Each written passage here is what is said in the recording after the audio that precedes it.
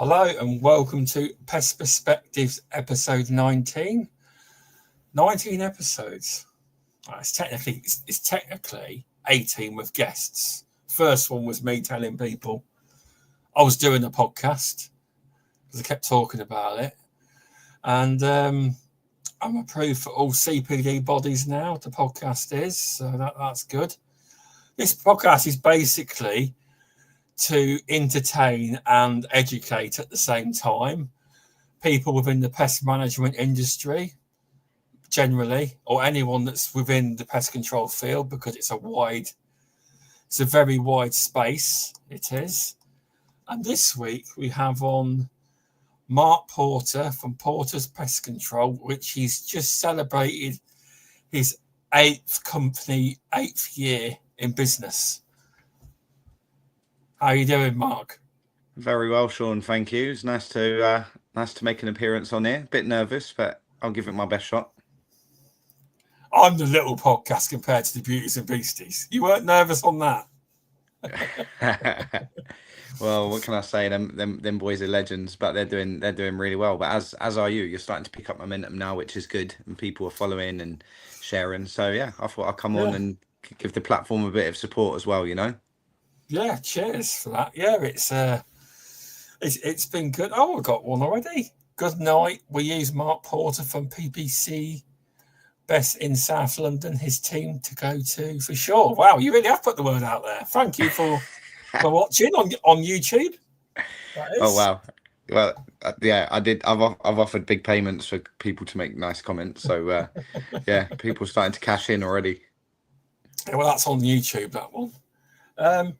So let's obviously go back before you actually got into making your own company. So how did you actually end up in pest management? Was it like you fell into it, or like everyone else, or how was it? Completely that. So before I got into the pest management world, I was actually in retail, a complete different galaxy. But I was becoming a bit bored with that, and pest control found me, and I found pest control. Really, that's how I look at it. Is we found each other, and it's been the perfect marriage ever since. 21 years later. Oh, very nice. That is 21 years later. I'm such a noob compared to you. I'm such a noob. You must be paying. Someone else has commented in chat. This is your best tech. Yeah, so that young man, he's been with me since day one, David, and he's still going strong. I won't mention how young he is, but yeah, he is. He's one of my favorites, if not the favorite. Fair enough. So, how did you actually what was your first role within pest control? What was it, like a technician job, or what kind of? So yeah, I mean, I think it's worth shouting out the company that I learnt my skill set from, really. So it all started. It all started at what is no longer, unfortunately, but it was under the Prokill brand. So I used to work for Prokill Limited, and I basically managed to blag an interview with the then owner, Dean Spires, because I phoned up. And they weren't actually looking for anyone without experience, and they weren't coming to London until the week after. But I managed to get through to him and basically say, well, look, what have you got to lose by me coming down to have a chat with you? So I went bowling down to Bournemouth, sat in front of him, and basically said, well, at the very least now, you owe me a little bit of a trial. And he took a punt on me, and it was the first time in my life, actually, being a school dropout with no qualifications in any capacity, that I'd found something that really got me and really made my brain tick and really made me want to learn more.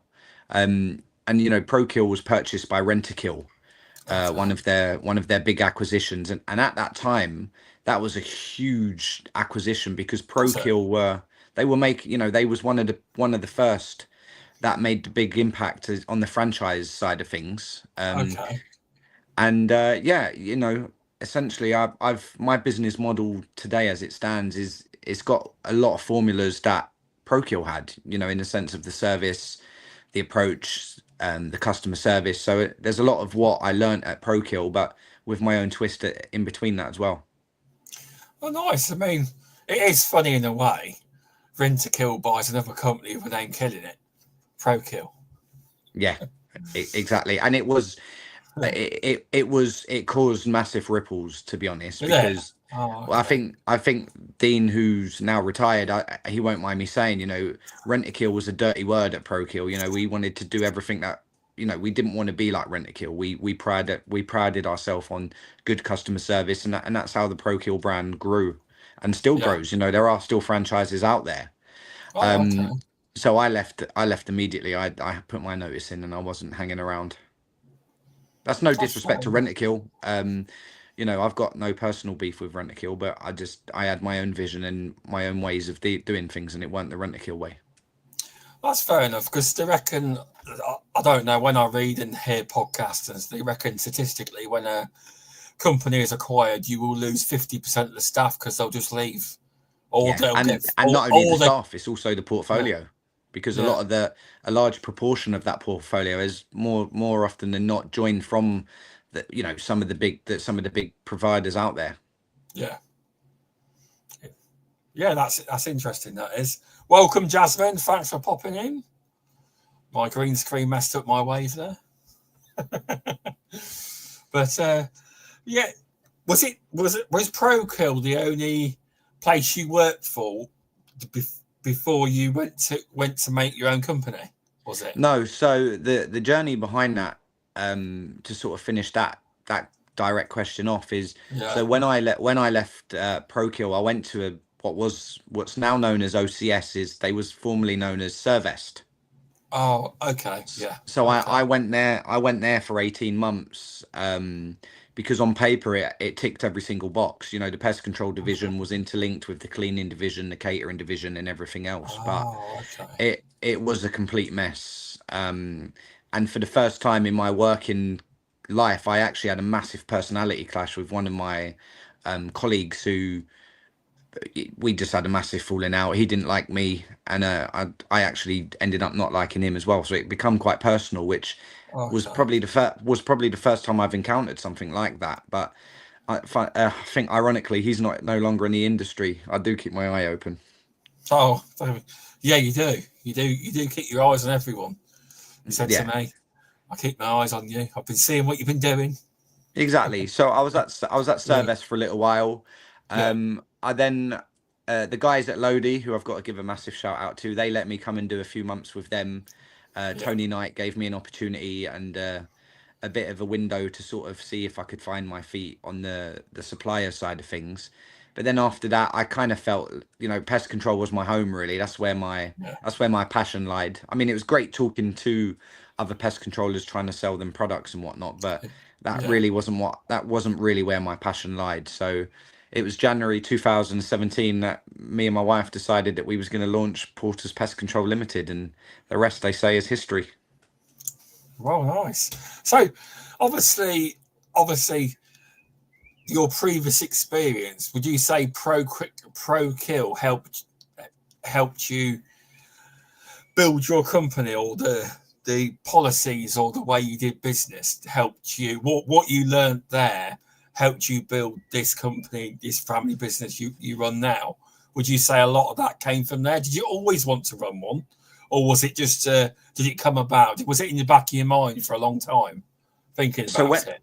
so when it started, I loved the service side of thing because I started off as a service consultant. Had a really good portfolio in London. Really liked being ahead of my round and having that rapport. And Yeah. I was sort of persuaded to do a couple of days a week in sales. Okay. And within the first couple of months, I was competing with the full-time surveyors. Oh, So the sales manager at the time, Mr. Dave Morris, big shout out to Dave. okay. He asked me to give it a crack full time, and I wasn't really a salesy kind of person. I love pest control, but Yeah. what I realized is that I wasn't selling pest control. What I was doing is going to the client's properties and telling them what their problem was and how it can be solved, and just being truthful and saying, look, my office says to solve that, that's what the cost is going to be. So quite quickly I was picking up the sales techniques, and Okay. I was getting reasonable figures, and everyone was happy really. So I had the real great experience of learning and mastering the technical side of things, and then going into the sales side of it and having some real good salespeople beside me to sort of nurture the person that I become. And then I think from there, it really kind of, I went into sales full time, and then I think it was a few years after that's when the acquisition happened. So yeah, I Okay. think it was a massive part of what we've become now, because it taught me the absolute fundamentals of business. I've got a mentor, massive shout out to Richard Cole. He's probably been the biggest part of my professional life in pest control. Nice. You know, and he still guides me today, you know, and having people like that beside you and sort of pumping you up all the time, and sort of having that, giving you that fear factor when they're phoning you to ask you what you're doing on the month in terms of Yeah. your figures, you know, that Uh, the respect is still so massive. So yeah, I think even to this day, 8.5 years trading now, you know, I think the momentum that we have and the way that we've grown, I think that comes down to the way I've been taught at Prokill, which you never become complacent. that's nice. I mean, I'll be honest, the mentorship theme comes up a lot on this podcast. It does. And it seems to be, because I've been asking for a lot more help recently. I mean, the website's the main thing that's got to be done. I keep getting told the website, so I'm looking at doing the website. But mentor, because I've asked you for some tips in the past. I did Yeah, try some of them, but I didn't go full throttle into them. I didn't. yeah. But I'm trying to go upwards now. I am. And that's the only way I that you am. got to. That's that, you know, whether it's small little steps or you be a little bit aggressive. I mean, look, I don't portray that I'm perfect, but there's loads of people that I do give bits of advice to, and I enjoy doing that. Because at the same time, I like to think I was in that position before, and I still take feedback and criticism and everything else that comes from people in the industry. So yeah, I think our industry should be more like that. You know, we pass on help and tips and advice and support to each other as and where we can. Well, honestly, I don't know if I'm right or wrong, because I wasn't very vocal until a couple of years ago. I appeared out of nowhere, but kind of. I didn't say anything because it used to be that a lot of the pest control groups, in my opinion, when you ask for advice, you get laughed at. You get, oh, you should know this. You're a pest controller. But now it seems to be everyone's willing to give advice without mocking people, which Yeah, is great. I mean, I can give a bit of an insight to that because I'm actually one of the admin moderators on the British Pest Control Group. Yeah, One of a few of us on there, and I think we spend a lot of time as moderators speaking to one another, observing posts and observing questions, and you know, we do discuss and we do keep a close eye on that, because at the end of the day, everyone, myself included, but you know, we're not experts in every single field of our industry, so true. I think there is that level of understanding that, you know, if someone's genuinely asking a question that they need help with and support, and they're being torn a new one, which I've had it happen to me, I think really it's just a case of just reminding people, look, come on guys, we've all been here before. So yeah, I'd like to think as well there's been a bit of a turnaround, particularly on some of the more established groups now that are regularly being used for sort of tips and advice really. Yeah, I've noticed a big change. I'm going back a few years. It used to be like, say you'd show your boxes and you hadn't labelled them up yet. Oh, well, you've not labelled them up. Well, they're It not still out happens. ready. Yeah. That still happens. But yeah, I think the aggression side of that is definitely, I think a lot more people are a bit more aware now. It's like, oh, come on, mate, like you don't know the full story, and how do you know that? You know, there's always these factors into it. And I think people are getting a little bit more savvy themselves before posting that kind of thing. They're Well, probably just being a little bit more aware of that. You know, they could it could actually turn on them. yeah, because I speak to a lot of people, but what bugs me is when I see company. I'm not saying names of companies, but I see them on LinkedIn and all over the place taking photographs on site surveys of. They don't name the companies, but you never know the full story, do you? No, Say that exactly. client probably hasn't had or hasn't paid the bill, or the pest control not had it in 8 months or a long time, and they're saying, "Oh, this I had this pest control company, and not very good." We don't always know the full story, do you? And that's a No, lot of the problem. I don't think it that does was our industry any good to put them pictures online as an advert for your business. I don't. no, But that's my 100%. opinion. That is. No, hundred But percent. but it's something I post online, and every so often I get fed up with it, and I make a post, politically correct post, obviously, from my opinion. Thanks, Jason McAfee, for joining. Ask Pest Control, and Jason says, "You help me, pal, with a bed book advice. You're my go-to bed book man." Jason McPhee. That's it. Thank you, Jason. Yeah, we're I'd like to think we're quite renowned now for our bedbug work. We've done some huge projects. We've gone viral with a lot of the jobs that we've done. I'd love your numbers. I would. You went proper viral. Yeah, I mean that kind of that kind of escalated, and off the back of that, we've had some fantastic projects. We've ended up working for local authorities outside of London. We've had Nice. jobs past. We've got a lovely company, Atlas Environmental, up in Manchester, I believe they are. They've been really good. So shout out to Jacob and his team. They've been really supportive. Nice. They've put us onto a very large project in London, and it all stems from really trying to portray yourself as understanding the enemy that you're dealing with and actually having fun whilst you're dealing with it, because then people can see where your passion lies. And I do like it when people come to me, because I always say, look, I'm not saying this is the way to do it, but we have great success in doing it this way. Well, you seem to. You're also quite good at making content. You are. Yeah, I mean, you understand how to make it, because in pest control, a lot of people don't understand how to make good content, and you do. Because I watch. I do. It has come with making mistakes along the way, Shaun, if I'm being honest, because again, I think you got to take on board the constructive criticism. I've had people private message me about certain things, or even publicly sometimes pull me up on something, and I think sometimes you actually have to think, well, if that person took the time to make a comment about it, rather than me being down about it, actually draw something from it and think, all right, maybe next time I'll do it in a different way. So there's been a lot of deep thinking on my part, which has really allowed me to really push my content out there with me and my team when we're out there having fun, because that's the key thing, we're having fun. It does look that way. There was that one where you made it's like there was one of your videos I loved it. It was bed bugs, and in East London. You said catastrophic, and it was the way it was done. It was like a film. It was like you were on the crime scene. I loved it. That one.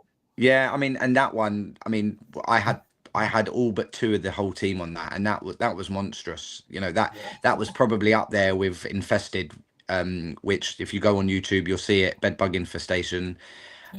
We went viral all over that. We was all over the States. We had an invitation to go to America, but unfortunately that didn't materialize. But what, for a bedbug job, or was it just to do a seminar on it, and just to do a lot of speaking, because we do have quite a unique approach to our bedbug work.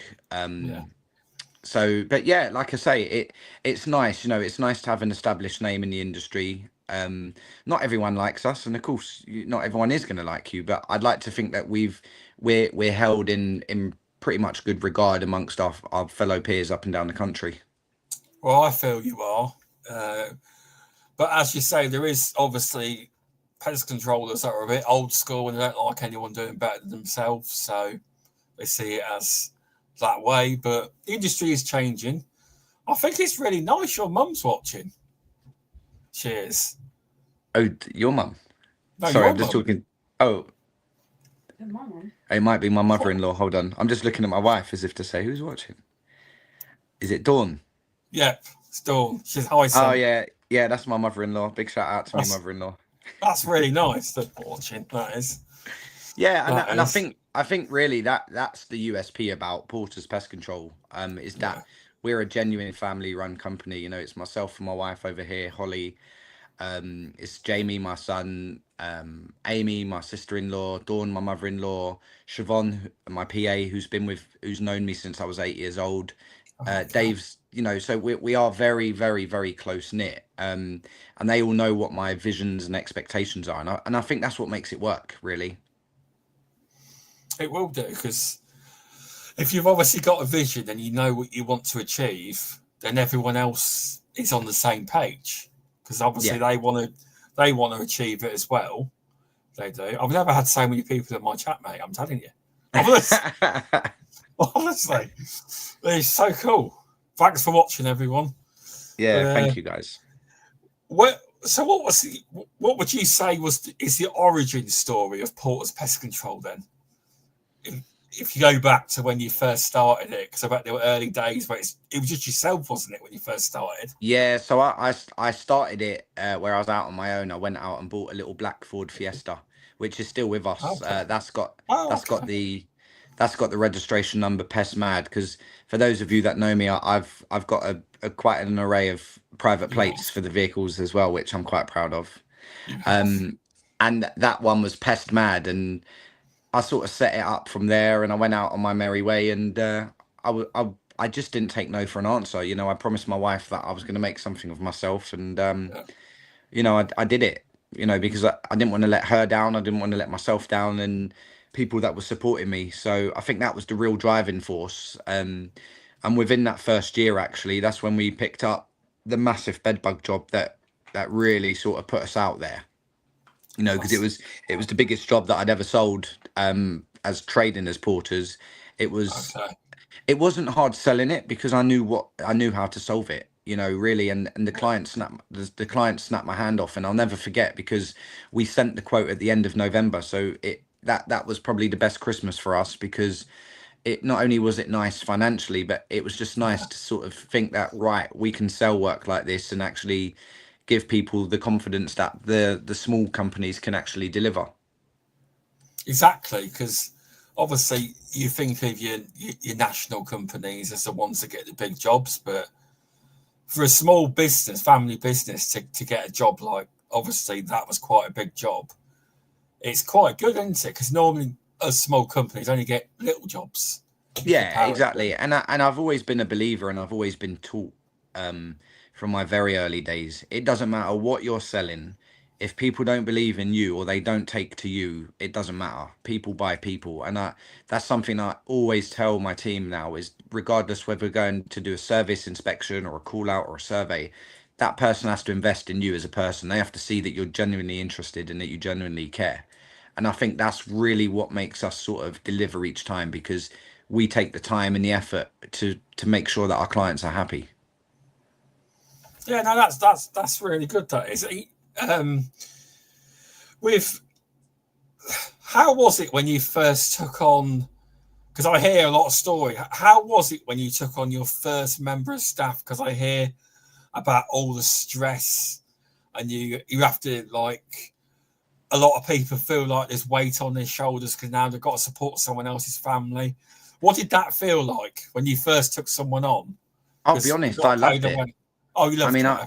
I loved it because, I mean, we just this month we went up to 10 staff members now, which was, you know, that was quite an emotional time for me and my wife, because, like you say, at the start of every morning, I know that I've got nine families and dependents and different demands that I need to make sure that I can support my team. And I've always said there's no better drive about not wanting to fail than the fear of failing. Yeah. You know, so I'm very philosophical with things like that. I always listen to sort of motivational podcasts and stuff like that. So I'm forever pushing myself and wanting to involve myself as a person and as a boss, you know, because I never really saw myself as a boss, which my team will tell you. I never tell anyone that I'm a boss, because for me, I'm only as good as my team. So we genuinely do work as a team. No one works for me. We all work together. And I think that's one of the key points with my company, is that we are genuinely a team. We succeed and we fail together. That's good, because that's how you learn and grow as technicians, as people. But it's what's it called? So you are still on the tools, aren't you? I pick and choose. So my main role on a daily basis now is I'm sort of spearhead the survey side of things. Okay. I also look after our key account clients, so we've got quite a vast size portfolio in the sense of what we look after. We do roughly how many? You don't have to say the exact amount. Just over 200. We're probably north of 300 at the minute Wow. of sort of Well, contracted clients each month. well done. Well done. That's Um, good. and, That and is. it's a nice array. You know, we look after golf clubs, we do leisure centres. We specialise in block management. That's my forte. So we look after blocks, Okay. skyscrapers, and large developments all across London. Um, Okay. and we've recently won a massive regional contract as well, where we're looking after 24 garden centres up and down the country. Congratulations. Thank you. So that was our That's latest coup. yeah. Well done. Yeah. You probably Thank you. took it off some national. I did actually. I did, yeah. But well I done. did. That's a massive feat for a small family business. Well done. That Thank is. you. And Yeah. it does make me proud, you know, because from where we've come from, and it all started with a dream, and sort of I've never ever forgotten who I am and where I've started. And I think that's where a lot of people, they can become a little bit cocksure of themselves. And people Yeah. that have known me for as long as they have, they know that I'll never ever lose the passion that I've got for what I do, and I'll never forget the people that have helped me get to where I've got, you know. And that's where I will always stay grounded. The people that know me really well will probably be screaming at the screen saying, yeah, but he likes to hire Lamborghinis every weekend and stuff like that. But we all need a release, you know, and that Yeah. is the end game. To get the green Lamborghini with the van would be an absolute pleasure. But Yeah. bringing it back to more seriousness, it's, you know, it's never forgetting who I am, and how I've got to where I've got to. It's good. It's good because you've worked hard to get where you are. And Adam Edwards just put well done, well deserved, mate. Thanks for watching, Adam. Yeah, I like, he's good. He's a good pal, Adam. We always talk to each other about different bits and pieces. And again, you know, Adam's someone that reaches out to me and vice versa, Yeah. and it's nice, you know. It's nice to be able to sort of try and give people your perspective on things, and angles and ideas and suggestions. They're not always bound to be right, but at least you give people food for thought. Exactly.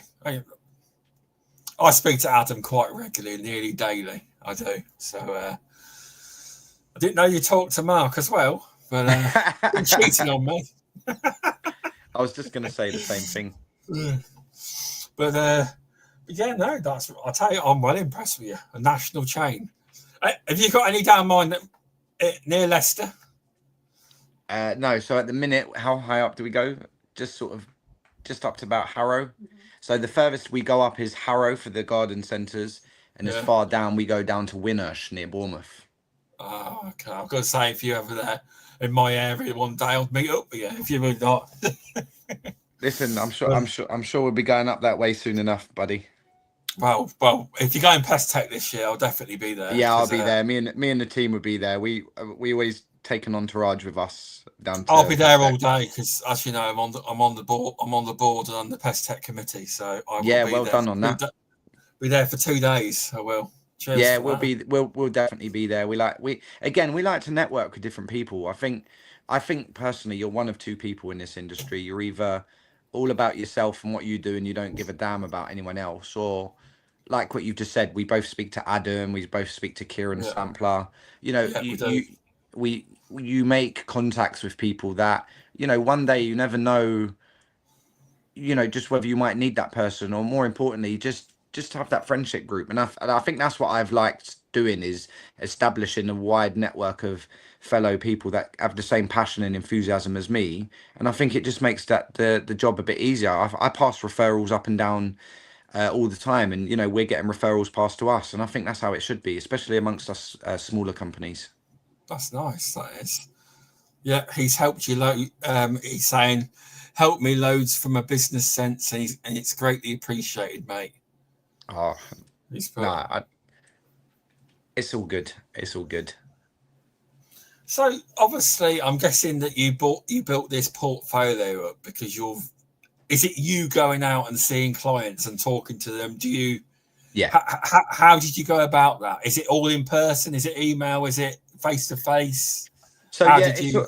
it's all in person. But when Yeah, I going back to the Prokill thing, when I yeah, left when I was leaving Prokill, as you can appreciate, going back yeah, to the very point about people buying people, yeah, it was pretty quickly getting out there that Prokill had been purchased by Rentokil, and I made it clear that I was leaving. So quite cheekily, I stayed in touch with a lot of these people. I had their contact details. And once I knew my non-compete clause was up, I utilized it. I stayed in touch with people, and because I was solving problems quite successfully when I was at Prokill, without being big-headed, it was a no-brainer for those people to come across to me when I started my own company. I knew what they was paying, and I knew what they was expecting. So it would be a lie for me to say that I didn't have a massive helping hand with my past life at Prokill, but you it's not I read a thingy before about it's not about having good luck, it's how you use that good luck that really matters, and that's what we did. We maximized on that. I mean, one of my block management clients that we do a lot of work with, I think we're up to north of 150 sites with these guys now, them alone. Wow, it's and that incredible. and that and that's and we still continue to get work from them because it's all based on trust. It's like, we've got this site, this is the problem, can you please go and sort it out and invoice us? And trust is the biggest element for me. So with these blocks you do, is Yeah, it like a monthly service, or is it exactly like that. it is that? Okay. Yeah, so we So do all the common parts. So essentially it's the car parks, service rooms, boiler rooms, plant rooms, lift motor rooms, tank rooms. And then okay. where we bolt on a lot of added services is we can do some bin store cleaning as well. We do fly maintenance. I mean, my fly maintenance service has gone through the absolute roof in the past 18 months. Big shout Nice. out to Dave Haskins at Bauer Products on that, because he come to our office and did some training on fly units and selling Yeah. the fly units. And we did an internal competition with the team about who could upsell the most fly units. So it's just keeping things relative and relevant. No, that's nice. That is. I mean, yeah, yeah, you're small business, but you sound big time to me. You do. I want to be big time. Yeah, and I think Yeah. that's I always revert it back to the sense that I'm on paper, I'm uninvestable. I'm unemployable, and it's funny because I saw a company that I actually applied for an operations management role before years ago, absolute Yeah. years ago, and they turned me down, and they practically laughed at me. And quite recently, they actually commented in one of my posts, like saying congratulations and whatnot. And I thought, God, I'm kind of hoping that they feel that they missed a big opportunity there with me. So it's almost a little bit like Full almost like a circle. bit, yeah, full Yeah. circle, Yeah. but yeah, I think it's just a drive. I've come from absolutely nothing. I've built this company with just pure determination.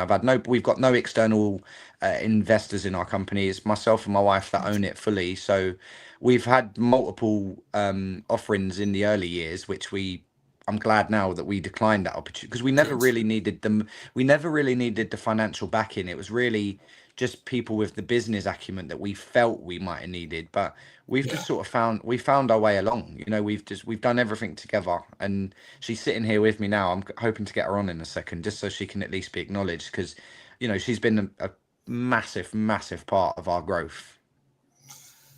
It's really good to hear, because I'd love my message to work in our business eventually when I take over the reins. So yeah, it's really nice. It is.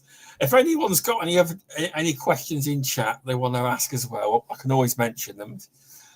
But I love to see it. It's a successful family business, and you say the early days of acquisitions. I bet recently you've had people try to buy you again. Yeah, Everyone well, has. fun. I bumped into Colin Harrison, who I love. Colin. I Oh, remember I go way back with Colin, and good bloke. I know he's got his eye out there now on companies, but he gave me some really sound advice, actually. And he sort of said, we've had an eye on you, but we both agreed. I'm only 40 years old. I only turned 40 recently, so I'd like to think I've got another 10, 15 years before I can sit down with the wife and say, look, do you want me home a little bit more? Because we've had a really good offer on the table. Well, depends if you want to pass it down to your son or anything. Is Yeah, that the plan? exactly. Or do you Um, I'd like. I mean, do you know what? I'd be a liar if I sat here and said that I wouldn't turn down like a really appealing offer. But I think at the minute we're having so much fun, and without sounding big-headed, you know, we're really sort of turning heads where we need to be. Holly is the real boss. I just seen that comment, Siobhan. So yeah, I think, you know, I keep reverting back to it. We are having so much fun. I mean, we're running a business. A lot of people didn't think we was going to get past a year, let alone 8 years. So I think the fact is we're building momentum. We're getting huge clients on board, and you know, we're making really good, solid connections with fellow pest controllers up and down the country. So, you know, we're someone now that people can turn to in London with an established reputation, and you know, Yeah, they know that they can get us to do what's needed. They know that we ain't going to fail. We're going to get the job done. that's what, and that's exactly what you want. It's it's good to hear. And Adam's saying the same. I wouldn't be where I am with my missus. Same with me. The way I am now, I used to work in the factory. I used to be shy and everything, and I Now look at you. turned my life around, and look at me now. Yeah, I and am. It's changed for the better. I think my kids like it more because I used to be very quiet, or used to work in a factory, and that was it. And now they're quite proud of me now yeah, and so they should be. for what I've done. I mean, I've always been bloody loud. I can't. I don't have an off button. But again, I think that's what's created the personality. You know, people really like my passion and enthusiasm, and I think that's the best advice that I can give to anyone that's sort of really thinking about what they can do to scale their business. I think Yeah, it's be real. You know, you're not, don't go out there wanting to try and sell someone something. You've got to have that passion in wanting to solve a problem, because if they see that passion that you're actually wanting them to solve a problem, then they see that. You know, I mean, okay. we've sort of been on the bandwagon from the very early stages of using motion cameras for remote monitoring. Yeah, Um, that I love that. How you did know, that and come we've about? But with the it RioLink.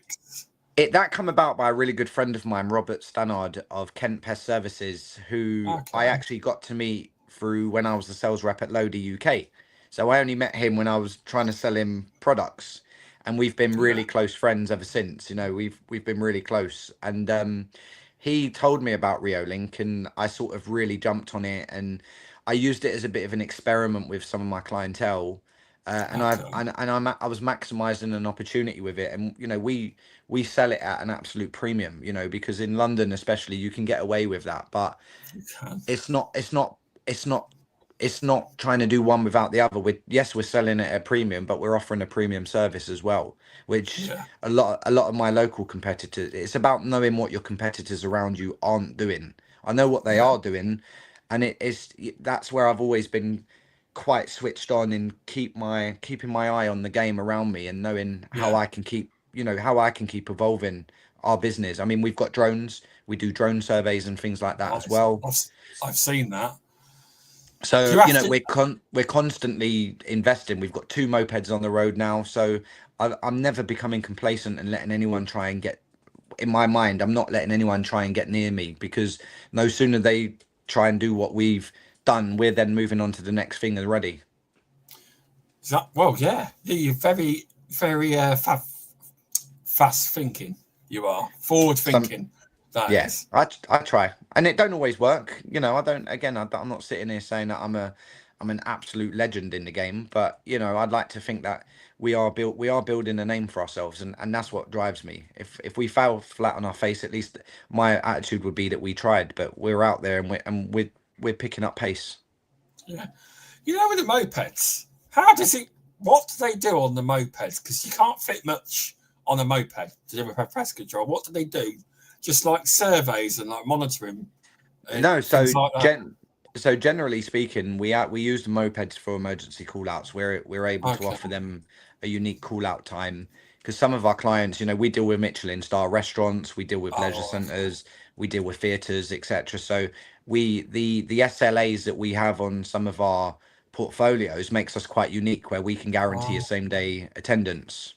okay. Well, that's good. That is okay. Fair And enough.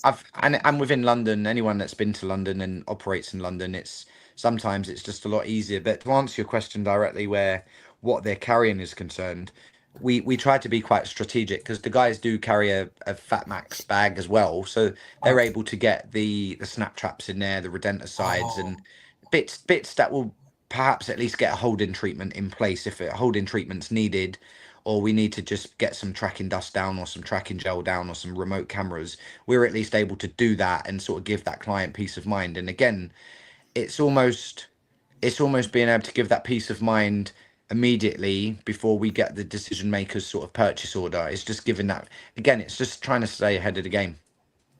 It's good. It's good. Anyone realise what I keep doing? I'm sweating. I've got a towel. It's really hot. You know, I'm surprised you're not sweating. We've just took 5 fans down from our loft and they're all in the kids' rooms, and me and my wife are sitting here. We're both sweating, thinking, I think you might need to go and get the actual fan in a minute, Holly. So, what's it like working with your son? Do you argue? But that's what I want to know. Do you argue at times?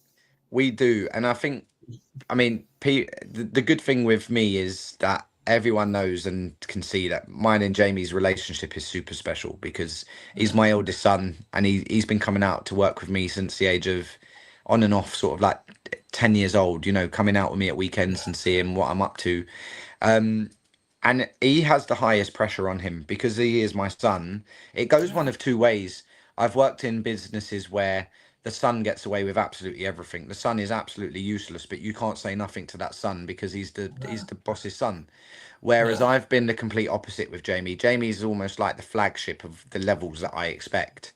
But he's thrived on that because Jamie runs his own business outside of our work with his boxing. He runs a boxing school. He teaches children with special needs, and he works with sort of children that have perhaps fallen down the wrong path in life and are looking for some sort of escape. So he does that on the side, and he's a successful boxer himself. So yeah, I think that works, you know, because we bounce off of each other personality wise, and he's very driven like me. So, and he's very passionate about pest control as well. So I think it's easy.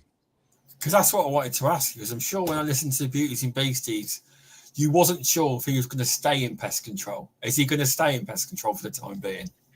Yeah, definitely for now. I think because you know we're able to offer him a stable income, and in the sense that it's in full-time employment. So you know he's 21 now.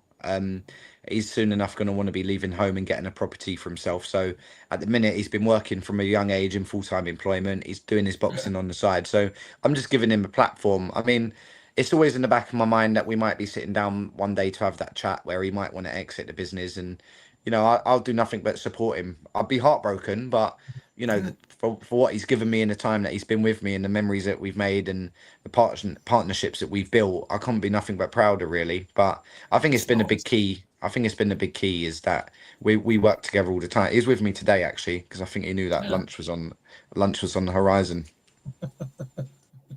What, you were paying? Yeah. We have this we have this mental note. We know whose round it is. Oh, okay, fair enough. But no, it's nice to hear that you like. I mean, I like working with my dad, but yeah, at times you can argue. I sometimes win, like that I'm right.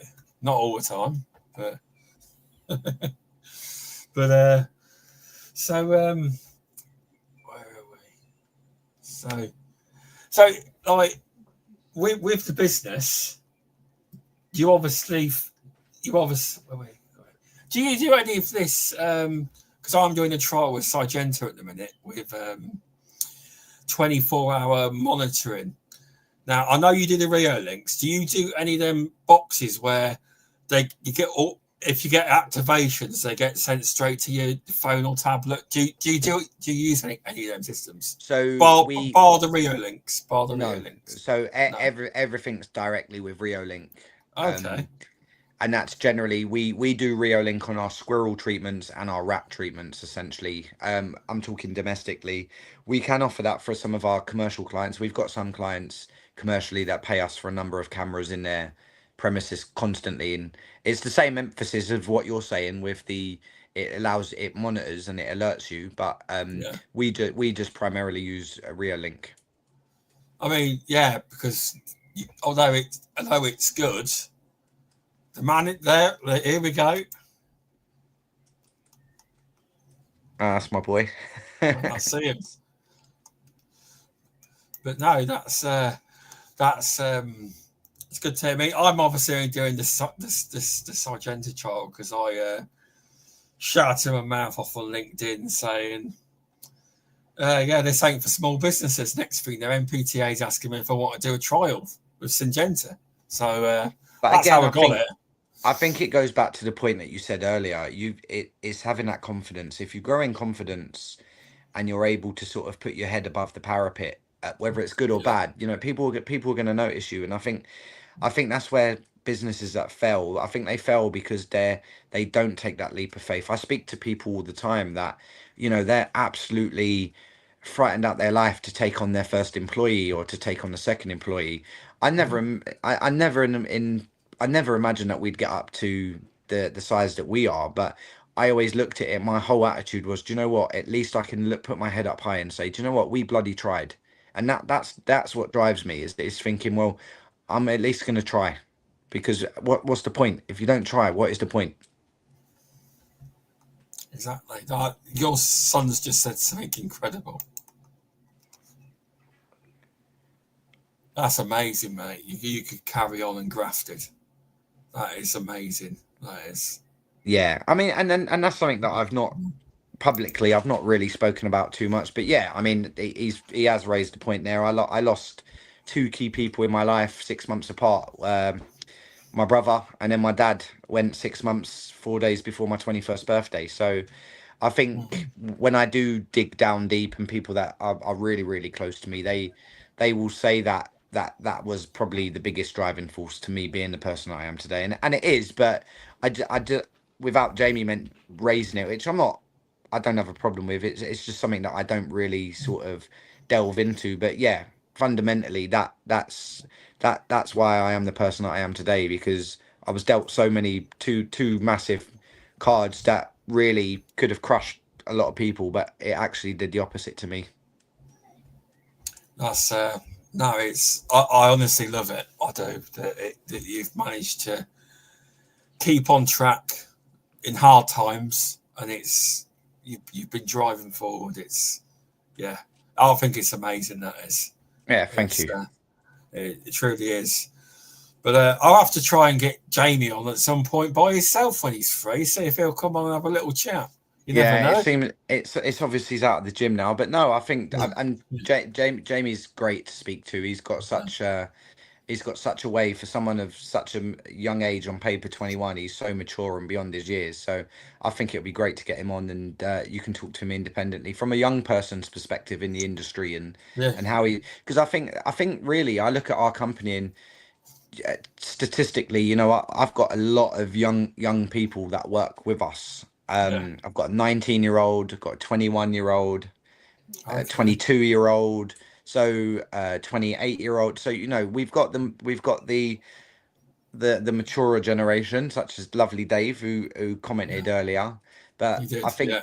I think that's what our industry's screaming out for, is the young blood coming through and taking it seriously, and actually looking at public health, which is the sector that we actually represent, as something to consider.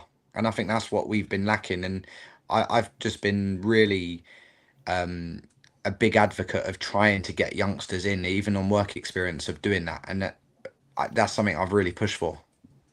It's something that with the MPTA we are trying to push forward. Like we've had our MPTA where we fund and Syngenta deal where they fund 5 young people's RSPH Level 2 in Pest Management Award. And that went well, and they've just launched another one. So we're always looking for ways to try and it's ways of how do you get into the colleges, things Yeah, like how do you get into yeah, there, because exactly. you need them to recommend. Oh, pest management is a career. Did you know that? Yeah, And they currently, as far as I know, they there's don't do nothing. it. No, They there's don't do nothing. that.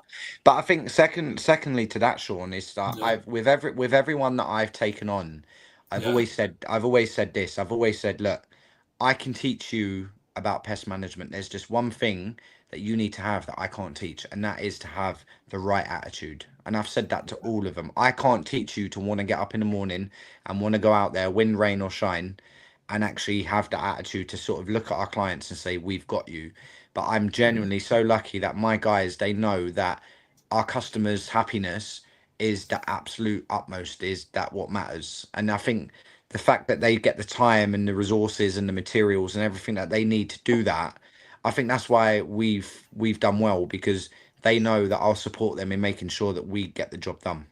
And that's not a sales pitch. It's just that's Yeah, what's allowed our growth. That's the secret to our success. Is we've just put whatever we need into place to get those results. that's good to hear. That is. Sean Mooney's just come in chat. Evening, Sean.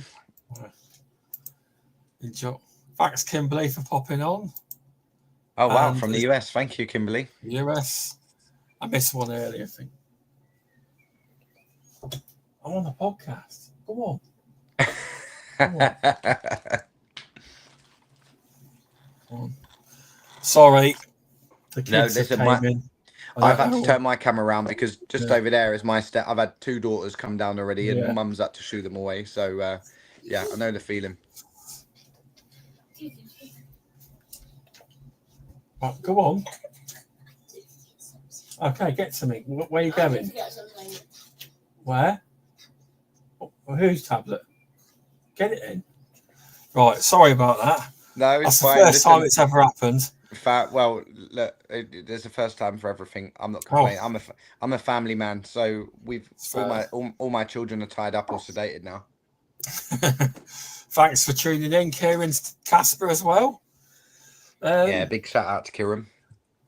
Yeah, Beauties and Beasties beat me to getting him on. I didn't think they were going to beat me, but they've beat me to it. I've got him on Friday. I'll be tuning in for that as well. But then I think you've got him as well, though, haven't you? I haven't booked him in yet. It's going to be like a special 1 week. I'm going to do one on Thursday. Yeah, because I'm booked up till mid-October, believe it or not. No, well, I know. We was doing a bit of negotiating, wasn't we, before I went away on holiday in the summer? Yeah, because you said it depends if the football's still on and they're in the league or the cup, was it? Yeah, I was a bit I was just thinking that Arsenal might have won the Champions League, but that's a whole different story. Oh, okay. DP New Mexico, thanks for popping in. Don't know what's going on. Algorithm's getting pushed. Mark Porter's on. Everyone's coming on. Thanks. Yeah, I'm great, and I'm grateful for that. That's nice. So, say you were to give anyone starting like a business, pest control, any advice to like growing or trying or put yourself out there, what would you say to them? What would be a good idea? Don't sell your soul. What we offer is a specialized service. If you don't have if you can't believe in yourself that what you're going to do is going to make a difference, then now's the client going to believe in that. You'd be stunned how many projects we walk away from, because at the end of the day, people are paying for my expertise and know-how, not my time. It's amazing how many people ask, how much would you charge for this? It's not about that. It's about what that value is worth. Okay. And I think people out there need to really research into what is value and what is value worth to someone. Value is more than money. It's not what you're willing to pay. It's what is it valued to you at. Okay. So if anyone's a bit sort of twisted by that, I think at the end, if you can't convince your client that what you're offering is going to be the best value for them, then that's where your struggles are going to start. If you're selling value without selling value, then you're going to be on your merry way. That's great advice, because I've obviously trying to expand more to get more commercial, and I've got to offer the value and do it the proper way, because and it's an area I've got to learn, to be honest. It really is. And I think you just need to keep your ears and your eyes open. I mean, I've always been known as being quite vocal, and that's why I'm one of the admin and moderators on the British Pest Control Group as well. But at the same time, I'm never afraid to say, hey guys, like, can I have some advice on this? And I think don't be frightened to ask questions, because it's better to ask 10 questions than to not ask and get something badly wrong, because you can fall quicker than you build in this industry and get a really bad name for yourself. So, make friends, get to know who your local I'm surrounded by competitors, but most of them I get on with. We don't interfere with each other. We all know what our um we all know what our selling points are, and I don't slag off my local competition with the exception of maybe a couple, but that's that's due to the fact that they just don't like what we do because we're doing all right. But on the whole, I've got a lot of the respect from our competitors, and we help a lot of them out where we can as well. So I think it's, don't make yourself an enemy by those around you, because at the end of the day, it's better to be liked than loathed. Exactly that. I mean, I know pretty much all of the pest controllers in my area, and we get on all right. If we see each other out on the road, we Yeah, you wave, pull little over. bib. Well, sometimes pull over and have a chat. Sometimes Yeah, we do. exactly. So And I yeah, think that's how it should be. There's enough work out there for everyone. And I think, like I said, I think it's creating an image of yourself for yourself. oh, I've definitely done that in recent times, Yeah, and that's or what's tried to. important. I And that's have. what's important. So yeah, that's the only advice I can give really, is just, you got to have faith in what you're doing, and you got to believe in what you're doing, because at the end of the day, if you're going in really cheap, that's not believing in yourself. That's you're disbelieving in yourself. You've got to be able to. I've had people that fall over with some of the prices that we charge our clients, but at the end of the day, we get the results. And a lot of Exactly. the time, if it's getting the results, then it's money well spent for our clients. Oh, it definitely is. But sadly, a lot of what gets me is when, like, I've done work really. They show you around. They're fine. And a couple of the businesses I've tried to get, obviously, I'm not saying a name, but they have a national. And I thought we offered more value in that one and then they didn't. What gets me is they never actually give you feedback or anything. You get nothing unless you get it. It bugs Yeah. me, but it's never going to change, is it? It's Well, not. I mean, I'm not gonna preach to you. I mean, you're doing all right. You're building, so I'm not preaching to you No. how to do it. But I think that's where the real the selling techniques really evolves around Yeah. what their needs are. Really understanding the client needs, because I've been around people where they go on site. Yeah, we can do these metal boxes. Yeah, we can do this. Yeah, we can do. Whereas it's a case of, what are your concerns? What is it you're looking for? What do you need? Do you want someone that's purely dedicated to your site, or do you want it two free? I've won massive contracts because the one problem that facilities manager's got is he's fed up of someone different every time turning up at his site, and he's getting pulled away. So I've won a contract before purely on the basis of saying, so if I gave you one dedicated technician and with one in reserve that knew your site inside out, he said, I'd give you the contract. Tell you So what, again, that is that's eye going back opening. that's going back to, rather than turning up on the site and doing anything what's your biggest problem? What are you looking for? What do you need from a service provider?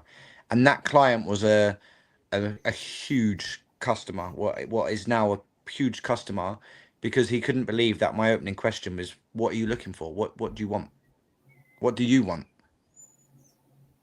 And he actually Yeah. said, Oh, I want someone that can turn up every month, that knows where the site is, that knows where the boxes are. I said, what if I gave you two people?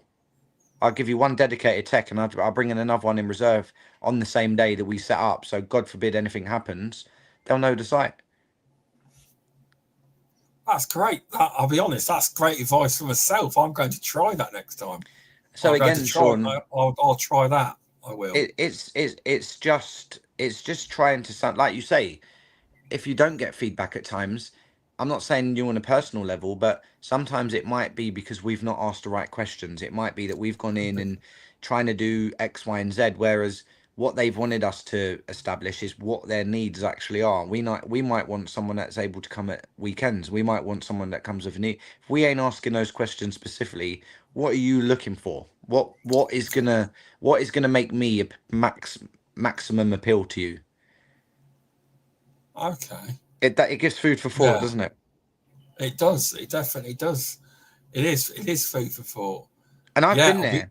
I'll I've be been, writing these down. I will. Yeah, I've definitely. been there where I've gone in and I've walked away and I'm thinking, ouch, like I've really overdone that, because I'm telling them how good, not so much how good we are, but we can do this and we do that. But over recent years, my opening questions have been, look, what do you need? What is it that you're looking for? What's making you want to change? What aren't you getting what you needed, or what's being failed and what you agreed? And people will open up and tell you that, because we're all quick to sort of want to open up and say what's making us unhappy at times, especially as Absolutely. as a potential client. Well, they turn up at 3 o'clock in the afternoon, or, well, I normally get John, but I've not been having John turn up. So by listening to those needs and homing in on those needs, if Yeah. you're able to give clear and precise answers to those problems straight away, you're at the forefront of their mindset. Yeah, no, thanks. That's really good. That's really good advice, because we've got one site where they love us to turn up at like 9:30, because basically the guard people work on the gardens and that, they have their meeting at 9:30, and Yeah, and they, and that's when they turn up. And he says, because they're not bothered when in the month, but as long as I turn up in time for their meeting. exactly. And that's what he said. That's what he said. He said, I want someone to turn up at half nine, roughly when you're having the tea Yeah, break, basically. yeah. And that's what I do every time with that one. I do. So yeah, So I think really that's it. It's just understanding and doing a bit of research on your customers. Doing, okay, you ain't got to go too crazy, but just going in and sort of saying, "Oh, I see, you've recently opened up a new branch in Bayswater. How's that going?" Just taking a general interest in that brand and knowing a little bit about them, doing a little bit of research. Sometimes it's really good. Even when I've done cold calling before, I've managed to yeah. bypass the receptionist because I'm saying, "Oh, is John in this morning? Oh, is he expecting you?" I said, "Well, he said for me to pop in." You blag it a little bit, but you're Oh, okay. bypassing someone who would otherwise show you the door because you've got a name. Yeah, LinkedIn's quite powerful as well. You can get names off there usually. Oh, You say I've, usually. I've, I've. I mean, I don't use LinkedIn as nowhere near as much as I do my other socials. But I tell you this, I've managed to find out who's who through LinkedIn, and I've managed to break down doors that would otherwise have been firmly shut in my face because I'm going direct to these people. That's I also do good advice. feel That is. I do feel LinkedIn's become very Facebooky, unfortunately. But at the same time, it is there as a good tool to find out who's who within the organisations. It is true, because it has made LinkedIn bigger by being more Facebooky. Because I post my gym pictures and all sorts on there. Yeah, I yeah. do, No, but I've seen. but people like it. But you are right; it has changed. It's changed, but I think it's made LinkedIn bigger, because it's not just a job site or where you get business. It's a little bit more than that. But Well, and again, I spend too much time on it. I really do. That's the problem.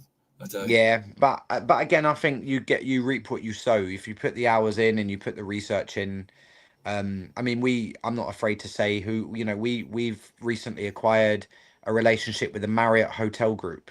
Wow, it's big And time. we're That is. we're now doing two of their hotels. They're an international brand, so we by no means are we going to be managing hundreds of sites up and down the country, but we're now an established service provider where we're in two key parts of London, Canary Wharf and in Mayfair, where we're really starting to make an impact, and we're tidying those sites up, and we've got the GMs now that are they're gonna be networking for me. That's really good, because I see. I didn't think you'd be able. I thought brands like that would literally just say no. We have one company that covers the entire country. So that's a different It's perspective. it That is. t times are changing, Sean. I think a Yeah. lot of these companies now are starting to see, and it's the word that I used earlier, where is the value lying? And a lot of our smaller companies, these bigger organizations are seeing what we're able to offer, and what's starting as a ripple is starting to cause a bit of a stir now, because I think people are seeing the value of local companies. It's good to hear that is, because obviously you know more than you have more relationships with these kind of bigger brands, and they can see the value in more of a smaller family business, that they can probably be relied on more than calling out another, say, big company who probably won't come Yeah. till next day. Well, it's Or again, it's asking the questions. In certain instances, yeah, we've won a big restaurant trade, because we was able to go in 2 o'clock in the morning until 7 o'clock the next morning, and we had that window where we had 6 of us proofing through the night. We had everything. We had all the chairs taken out. Was Yeah. able to rip out all the expanding foam that the previous company put in, and we was using metal plates and mouse stops. So it's being able to adapt to the needs Yeah. of that business. We're not disrupting that business. We're working No. through the night. We're charging accordingly, but it's been like a chameleon. You got to adapt and understand what those clients' problems are. Yeah. I tell you, it's been really eye-opening talking to you, because them questions I've never asked before And I'm still on a learning. site Like I survey. say, I really hope that people aren't looking and thinking he's very cocksure of himself. It's not. I'm very confident in what I do, but like I say, it's you're forever learning, and no one is a bigger critic of myself than myself. I push myself all the time, and we are doing really well, but I still scrutinize my month. Every month, at the end, last day of the month, I get home and I'm like, right, what more could we have done?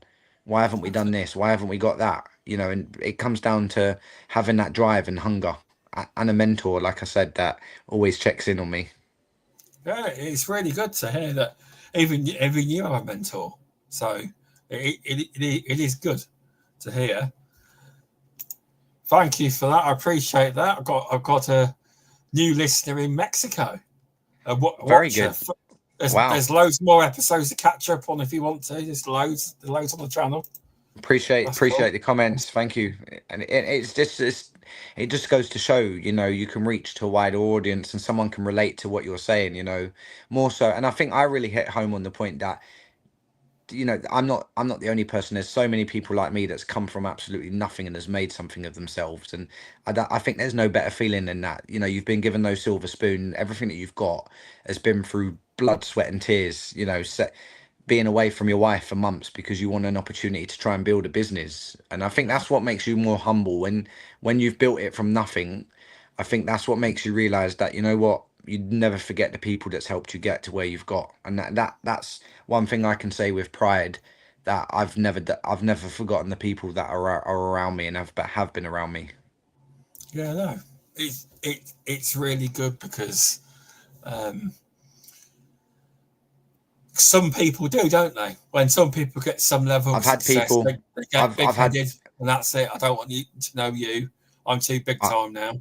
I see it. I've got people around me that I won't name, but I've got people that we no longer talk and we went separate ways. And it's the shame, but they forgot where they come from. But you can't please everybody. That's true. That is. So, would you say that within a business, pest control business, that a very good looking website is a big part of trying to grow the business as well as Well, it's a great question, because we, as recently as 10 days ago, updated our website. We've gone a little bit more interactive. We had a professional okay. photographer around because we celebrated our 10th team member. We I had a love them professional. pictures. They were Thank you. good. Yeah, I actually put it on LinkedIn as well, and you talk about that. I mean, I've never, in all the years I've been on LinkedIn, I've never had more than 5 or 6 likes on things. We're up to over 110 likes, I think, so far on LinkedIn of my post of the pictures and stuff like that. You've done So very I think well. Yeah. I think that really answers your question, because we paid a photographer to come and get a nice consistency in the photos, which Yeah. is now on our website on the Meet the Team section. So absolutely, I think invest, and I'm not talking thousands, but by putting in an idea into your brand and using your coloration and your interactiveness, we've Yeah. we've we've been quite pleased with the changes to the website that we've I looked recently on it made. Oh, did just the you? other day. It's looking nice, especially about me. Or we can see all the photos. It's really good. It Yeah. is. Yeah, and again, it's trial and error, but you just want to you want people to understand your brand. I think that's the thing. If you try and muddle it up, or people look and they can't really relate to your brand, and people, I remember when I first got the green vans, people was like, "Oh my God, what are you doing?" And people that haven't seen our vehicles, do check them out, because we've got probably the loudest color wise vehicles out there. It's bright green and blue, but it works. It does. It does work. It's in because my My son was looking at the pictures. Whose van today? Did he work for you, Daddy? I said, no, it's a different company.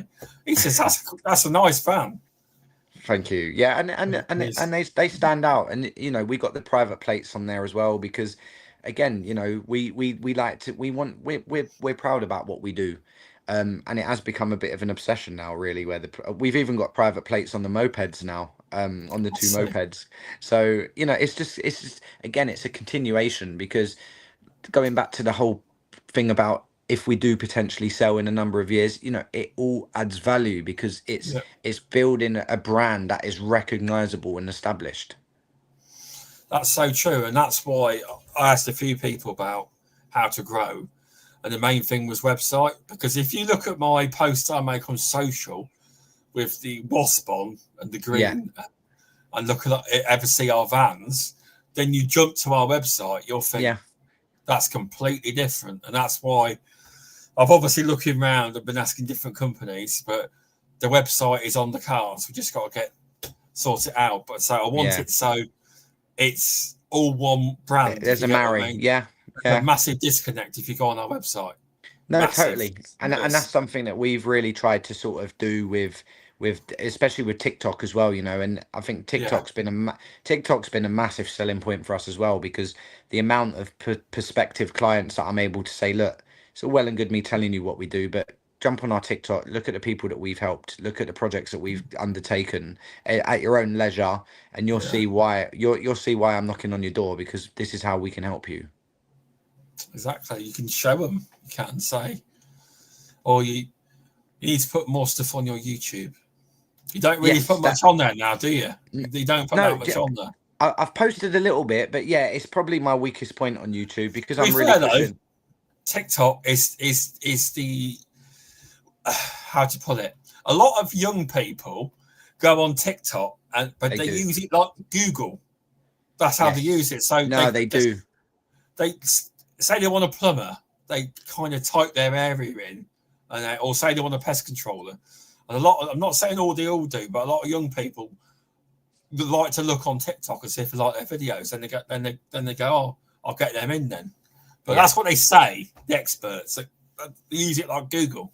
Yeah, TikTok. Exactly. And I think it's just trying to stay relevant. I mean, I have people I've had loads of work through TikTok where I've had people messaging me, little domestic jobs and little shops and stuff like that. So, and again, it's just making yourself relevant. You want, if people are thinking about pest control in London, what I want them to be doing is thinking about the green machines, because that's what we refer them to. So it's just trying to be relevant at the time to people, really, and having that like I say, I've said it multiple times in this podcast, is people seeing that we're having fun along the way as well.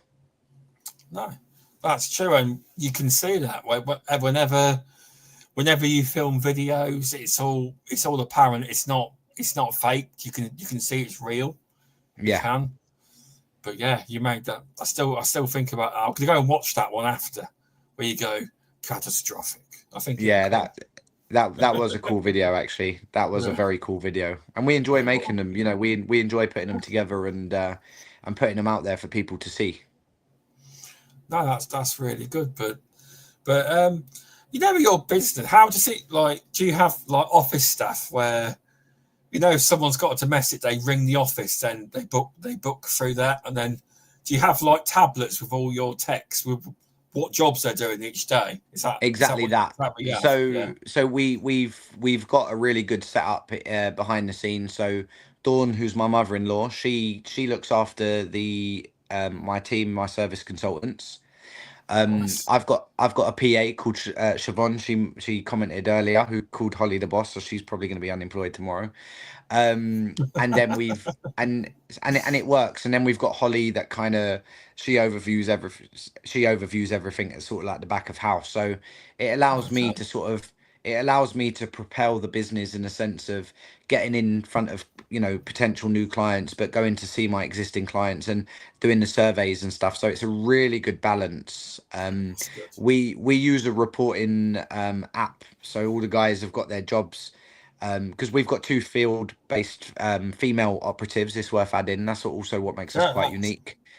I suppose from a client's perspective, if you've got, say, I'm not like, does that, when you like, even in domestic situations, when they're going to a female, does that make them feel better because they know they've got a female Massively. tech coming? Massively. I mean, we actually do a lot of work for local councils, and in those Okay. areas, we deal with a lot of mother and baby units. I'll So see. Okay. what makes it quite unique at times is that we're able to offer a female operative. There's certain circumstances that allow us to really push the emphasis that we've got female operatives, that makes it a little bit more comfortable. That's So nice. yeah, and again, I think from the business, our business is predominantly dominated by women.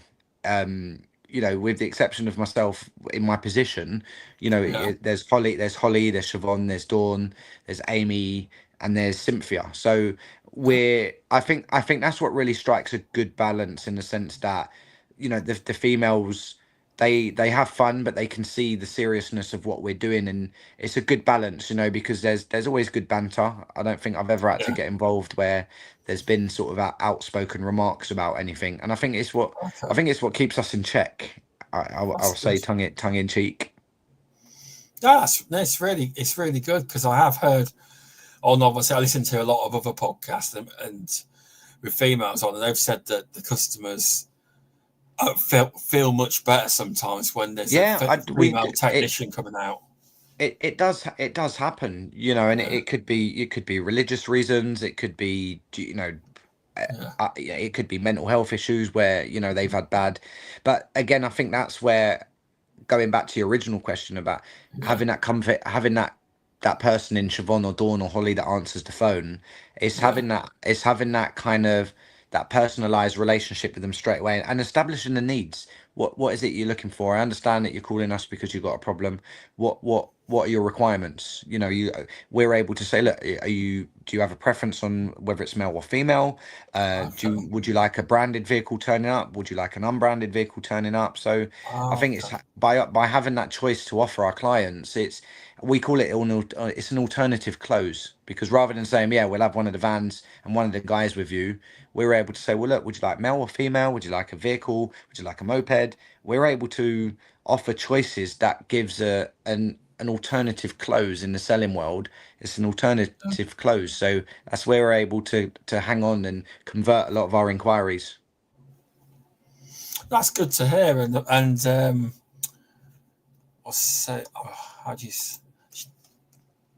oh, how do you say her name? Sorry, Siobhan.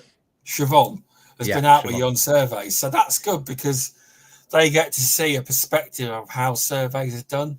Have they all been out on routine visits to see how it's done on the ground?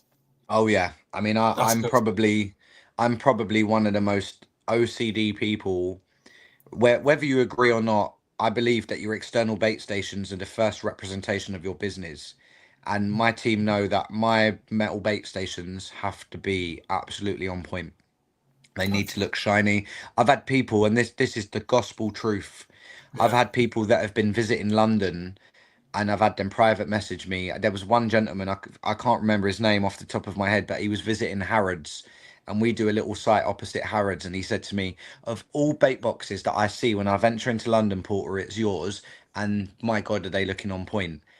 Because, my guys know that there's no again, I go back to the thing about people agreeing that sometimes boxes should be a little bit dirty or whatnot, but Yeah. externally, the lids of our bait boxes, they have to look pristine, because for me, that's a representation of our brand.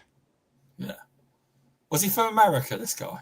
No, he was from up north. He was down in Oh, London. He was literally away, and he messaged me with a picture of the bait boxes, and he literally was like, of all the companies that I see when I'm visiting London and up near Harrods, I bloody see yours, and your boxes are on point. And I showed that to my teammate that actually looked after that site, and I said to him, yeah. this is why I'm so OCD, because whether it's a competitor or someone, people are always looking. Yeah. They are. They are. They are always looking. But that's a pretty cool thing for feedback. That is. Yeah. Oh It's a yeah, good and it's case, nice and because it's a people good are always looking. it's a good point proven. It is. massively. But yeah, there's been loads of talk in the chat. It's the most popular chat ever, Mark. Well done for bringing the people. Well, I like to set a bar, you know. So hopefully, whoever's next on, they can do the same. Pressure's on. Yes. I can't remember who's on next. I have to look on my phone. I'm that far. Yeah, I never but no, remember. I've enjoyed it. I've enjoyed it being on, and thanks for having me. Yeah. Thanks for coming on. I know you're a busy guy. You're out driving your Lamborghini at night time, I know, but you've come on the podcast. Nah, and hopefully, hopefully people can take a bit of positive from it, and if I can help someone else out there with any of the bits that I've done, then it's been worth the time coming on, you know. And like I say, I don't pretend to be the best, but I'll strive to be the best. There's no doubt about that. It's definitely, I've definitely learned something because I've taken notes. Because next time I go around somewhere, I'll be asking them questions. And let me know, message me and let me know, right? Let me know, because you will be flabbergasted to actually see someone on the spot. They'll almost look at you and think, what you want to know? What you want to know? I want. I bloody want someone that can do this, or I want. And then you can say, yeah, that's fine. I can do that. I can come on a Saturday morning if that's really what ticks your. If that's what's really going to help me win this business, then then consider that done. What else? And then before you know it, by the end of it, you'll say, look, I'll get everything over. I know what you need. We can deliver it. I'll have that quote with you. I'm looking forward to you signing it off. Yeah, that'll be good. They want Holly to come on camera to say hello. Okay, let me see if I can. Let me see if I can get her down. Holly, quick! You need to come down. She's coming down, guys and girls. She's coming down. She's coming. I'm gonna get her to come and sit next to me. Hold on. Who made that comment? That's brilliant. It was there. I'll leave it on. Anna. Okay, Anna. I'm gonna get the big boss here. Right, come and say hello. Come on. Look at it. Oh, shush. Come and sit down. Anna has basically said they want to see the big boss. So this is Holly, everyone. Hello. Hi. Thanks for coming on. It's okay. So you enjoy the pest control industry, then? I mean, it's all right. Yeah. Yeah. It's all right. You all right. You don't have to say a lot. You're all right. I know you're a bit nervous about podcasts. It's all right. They wanted you to come on. They did. Yeah, look, Anna's asked the question. Get Holly to come on and say hello and introduce herself. So she's the big boss from PPC. To be fair, I was upstairs doing work. Well, yeah, there you go. I was invoicing right now. Fair. That's fair enough. That is. But do you want to just? I know you're a bit shy, but do you just want to, for the people that's watching, give your insight as to how it is for you, not only being a mum, an amazing mum, but from a business perspective of how we operate really, and what makes how it works. Yeah, don't get me wrong. It has its ups and downs. Yeah. It's hard. It is hard work, but teamwork is the most important thing, I think. Not just from you, from our other 8 employees. Oh, Siobhan, the real boss. Look. Yeah, no, it is hard work, but it's worth it. That's good to hear. That is. It's. We need more opinions from women within the industry. We do. I like to hear it. Yeah. I mean, I work from behind the computer screen. I'm very compassionate with people that call and are actually that's what we was rodents. That's what I we was totally talking about. can 100% get it. I would never, ever, ever catch me anywhere near a mouse or a rat. Absolutely not. No. But again, I think that goes back to what we just said, Shaun, about having someone at the end of the phone that is compassionate and understanding, and not just asking for actually saying, "Oh my God, look, we understand that you've got a problem, and this is how we can help." We was talking about having female operatives out there as well. I mean, yeah, we've got my sister, and I say to her all the time, "You're better than I am," because I couldn't do it. She called me one day last week on FaceTime and was literally getting so excited at the fact that she was standing like a meter away from a rat and running here, there, and I was like, "Oh no!" I would scream and run. Right, Mark. Doesn't Mark try and drag you out on site then? No, it's not gonna happen. No, she's busy with the 3 kids that we've got. Who's that? Anna. Behind a great businessman is every great. Anna, I absolutely concur that with you. I think I definitely concur that. And as much as we laugh and joke, I wouldn't be where I would be today without Holly, because we've had some real roller coasters, but Yeah. you believed in me ultimately, didn't you? Mm-hmm. And I think that's what it is, because without the belief of the most important person beside you, then there's nothing really. Yeah, See, no, you're doing all right it's now true. that you've come down. Yeah. Listening to the It's- customer, as she's put, that's why someone's, yeah. Yeah, I mean, Siobhan puts up with a lot of. Siobhan's almost like the first port of call for people, so she's often at the forefront of it. forefront of it. Sorry, I had a bit of a brain freeze there. Do you ever get angry customers being nasty down the phone? Do you ever get Yeah. that? Oh yeah, absolutely. Yeah. How do you Tell the deal with story, that? will Do you? you kill them with kindness? Is that Holly what will you tell do? you. Holly will tell you a What quick about story. Luna? This was years ago. Yeah. Yeah, so I just had Luna. She was probably no more than a week old. Yeah. And I was back to work because obviously at the time it was just me and you. No, I think Mum was on board as well. But anyways, I was still trying to do as what I could where Mark's diary was concerned and stuff like that. So I was back quite quickly after I had her. And this one guy called and he happened to just say, every time I speak to you, your kid is crying in the background. And I was a bit like, hold on a second. I was like, but I'm still helping you. I'm still trying to help you. And I remember calling Mark like in absolute tears. I was like, I can't do this. She's crying. I've got the phone ringing. I'm trying to help. And yeah, it's just sometimes you do get it. And I'm like, look, I'm here trying to answer you. I've not ignored your call. I've answered the call. I've come out of the room even because she is crying. You know. So that is quite hard. And you have to, in all of that, you have to remain professional. Yeah. No, it's so obviously you killed them with kindness. Yeah, you just really nice. No, I ain't gonna lie. I told him to do one on that occasion because he overstepped the mark massively. It is really. Yeah. And you know, we're generally very professional because we do get tenants and clients that are upset, and you just got to. We bite our tongue all the time, but he overstepped the mark. That was my wife he was talking to, and he made her cry. So I weren't gonna have anyone. No money compensates to talk to my wife like that. So he was politely told to go and find somewhere else, to say the least. Yeah, no, it's you gotta like. Was this obvious? Was this quite a few years ago, or was this? Yeah, so Luna's 6 now, so this was 6 years ago. I still don't see a problem really hearing a kid in the background. People have families, don't they? I don't. Yeah, and you know we've always we've always said that, you know, we are family. We're a family-owned company. We've got kids, and even half terms and stuff. If they're at home and I have to call someone, I'm look just to let you know, I am working from home and I've got 3 kids, so you may hear a bit of screaming and shouting in the background. Most people are okay. They're like, look, it's absolutely fine. Yeah, everyone's used to it. Everyone's used to it now, aren't they? Especially, I think, from COVID, because a lot of people do work from home nowadays. They do. It's great. I think it's great. I do. They all work from home, and they can let you know when they're going to be in. Usually, Holly works from the nail shop, Shaun.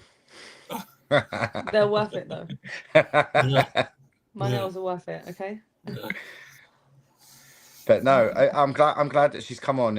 It's because like Anna said, and it really is true. A successful business is built on really good relationships at home as well. And you know, I can sometimes be a real pain to live with because I am very driven. But Holly often has to look beyond that and think, you know, I'm doing it for my family and I'm doing it for our brand as well. It's true. It's Which true. you do, don't you? Don't want to speak for you. Yeah, sometimes I want to lock him in the cupboard, but it's okay. Yeah. He's a good bloke you got there, Marcus. Keep going, Shaun.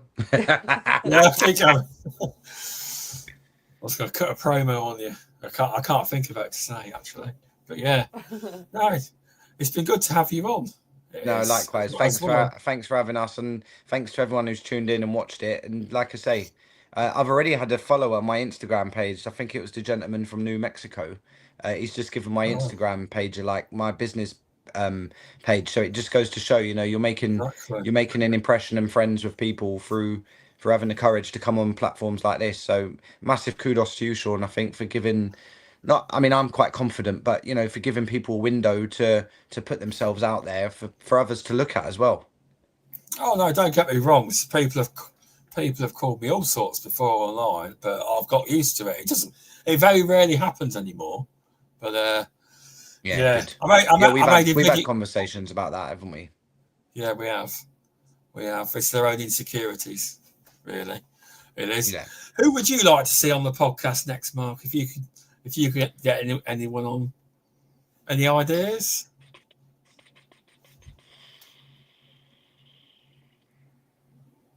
I actually there's a name that I've forgot to mention, and he's done so well for himself since leaving Prokill, is Timothy Peeling. We all know him as Tim Peeling. He works at ENVU now. Tim's rapidly grown through the industry since leaving Prokill. He's really done well for himself. So I'd like to maybe hear from Tim actually, to sort of talk about his growth within the industry and the different roles that he's obtained, and to give feedback, you know, because Tim's worked with a load of us and seen our developments and whatnot. So it'd be good to get his perspective on things. So yeah, Timothy Peeling, I think I'd be shouting out if I was to call anyone out. Yeah, I will look him up. I will look him up. Yeah, look him up. I will, but yeah. Thanks for coming on, Mark, and thanks Absolute everyone pleasure. for watching. And I don't know how anyone's going to top this chat. I really don't know. It's the most watched podcast so far, I reckon, live. I've never had this much chat. It's cool. Well, we appreciate it. We appreciate you, and and thank you. Hey, thanks for coming on. Thanks for letting Mark come on the podcast. Because you've kept him out of my hair for an hour and a half. Oh, fair enough. But yeah, thanks everyone, and thank you. See you on the next podcast. But thanks, Mark. I'll just end the stream now. See you later, buddy. See you later.